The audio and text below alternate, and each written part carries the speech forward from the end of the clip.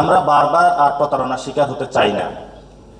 যদি এই গণভোটে হ্যাঁ পাস না হয়, তাহলে ন্যূনতম যে সংস্কার সেটাও এই গণ অভ্যুত্থানের পরে বাস্তবায়ন হবে না।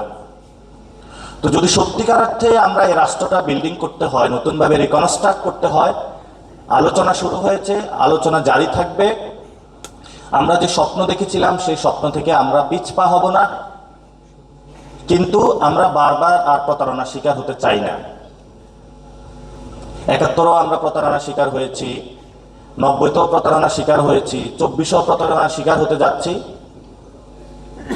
আমাদের যে লাস্ট সুযোগ, এই নির্বাচনে আসছে, নির্বাচনে একটা রিফর্ম অ্যাসেম্বলি হবে, যে রিফর্ম অ্যাসেম্বলির মধ্য দিয়ে ন্যূনতম যে সংস্কারগুলো আমরা বাস্তবায়ন করতে পারবো।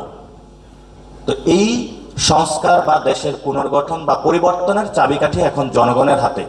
জনগণ যদি এই নির্বাচনে সংস্কারের হা ভোটকে জিতিয়ে নিয়ে আসে, তাহলে হয়তোবা আমরা কিছু সংস্কারের দিকে এগোতে পারবো।